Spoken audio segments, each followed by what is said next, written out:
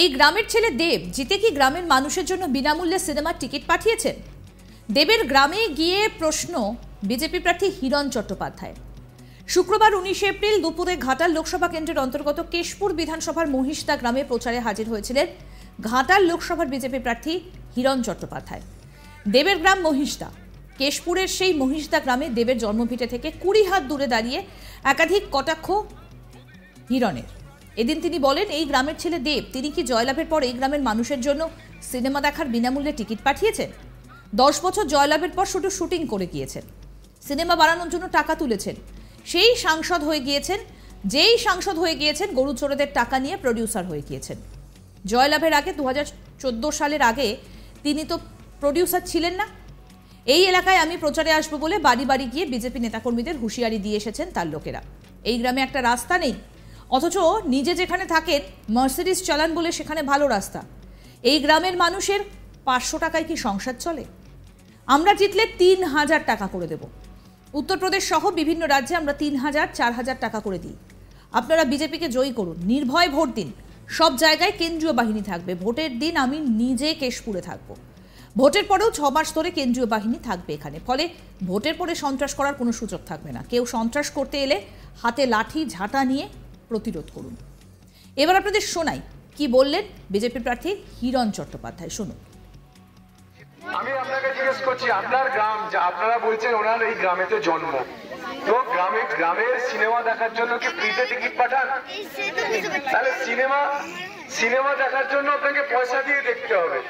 আর আপনারা আচ্ছা, বলছে কোথাও লাইটও নেই, কারেন্টও নেই, সব অন্ধকার, চারিদিকে অন্ধকার ঘুটঘুট করছে। সন্ধ্যে 7টার পরে ঘর থেকে আর কেউ বেরোয় না। তো আপনাদেরকে একটাই ছোট কথা বলবো, ভোট আমাকে নয় মোদিজিকে দেবেন। ভোট আমাকে নয় বিজেপিকে দেবেন। বিজেপিকে দিন, মোদিজিকে দিন। লক্ষ্মীর ভান্ডার 3000 টাকা হবে। কেশপুরে আমরা একটা হাসপাতাল বানাবো। কেশপুরেতে আমরা কোল্ড স্টোরেজ বানাবো সবজি রাখার জন্য। আর কেশপুরে আমরা একটা ধানের মিল বানাবো, যাতে আপনারা যে এত চাষ করেন সেই চাষটা যেন এখান থেকে ধান হয়ে আপনারা এখান থেকে বেশি দামে বিক্রি করতে পারেন। ভান্ডার 3000 করে দেবে। কিন্তু সরকারে আসতে গেলে ভোটটা দিতে হবে, বিজেপিকে জেতাতে হবে। বিজেপি না জিতলে ওই 500 টাকার ভাতা নিয়ে কি সংসার চলে কারো মা বোনদের? এটা সব মা বোনদেরকে একটুখানি বলে দিও, সেই জন্য তোমাদের সবাইকে বললাম। মনে থাকবে তো? মনে থাকবে তো? ভোটের আগে দেখবে সব কেন্দ্রীয় পুলিশ পাড়ায় পাড়ায় ঢুকে যাবে। এখানকার যত গুন্ডা আছে তৃণমূলের সব হাওয়া হয়ে যাবে। নির্ভয়ে ভোটটা দেবে। আর ভোট হয়ে যাওয়ার পরেও 6 মাস ধরে এখানে কেন্দ্রীয় পুলিশ থাকবে। কিছুই করেনি একজন সাংসদ।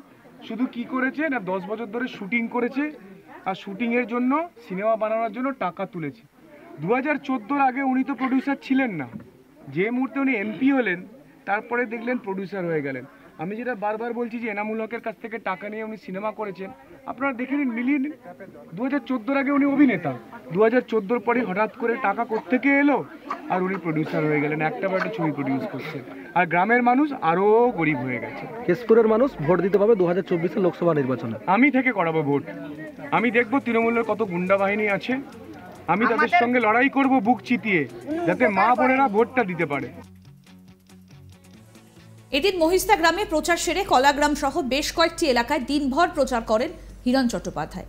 তবে সেই লোকসমাগম নেই যেটা দেবের ক্ষেত্রে দেখা গিয়েছিল কয়েকদিন আগে প্রচারে।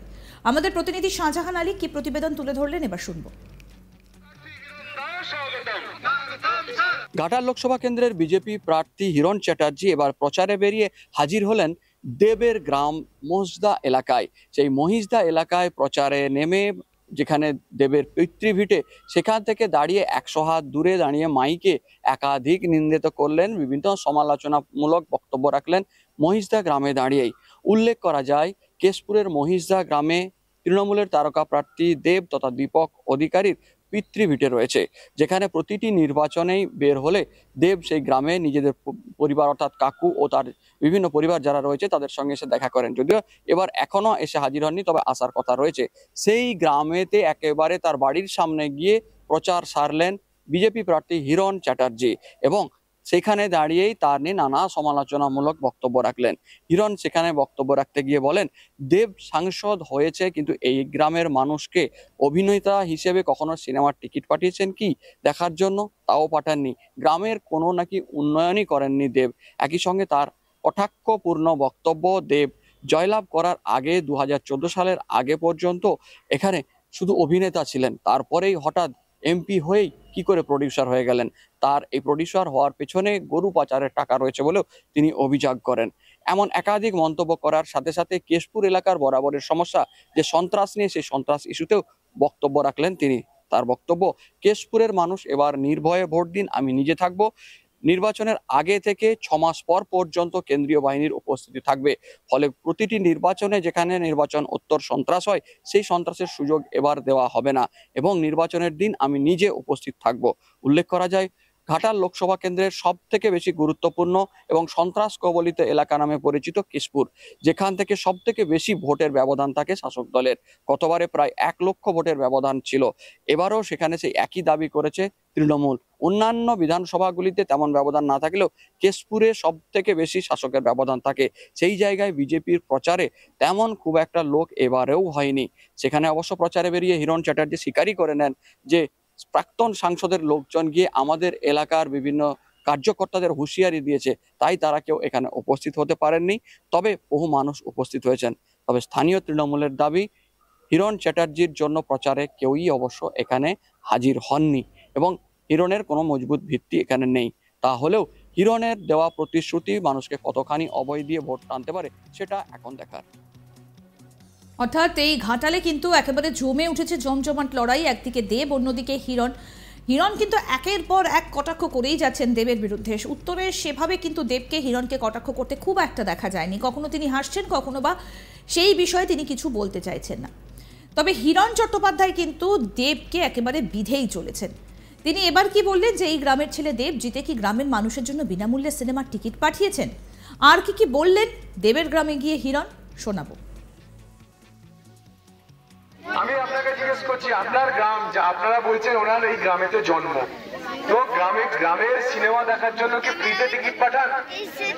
তাহলে সিনেমা দেখার জন্য আপনাকে পয়সা দিয়ে দেখতে হবে। আর আপনারা, আচ্ছা, বোন বলছে কোথাও লাইটও নেই, কারেন্টও নেই, সব অন্ধকার, চারিদিকে অন্ধকার ঘুটঘুট করছে। সন্ধ্যে 7টার পরে ঘর থেকে আর কেউ বেরোয় না। তো আপনাদেরকে একটাই ছোট কথা বলবো, ভোট আমাকে নয় মোদিজিকে দেবেন। ভোট আমাকে নয় বিজেপিকে দেবেন।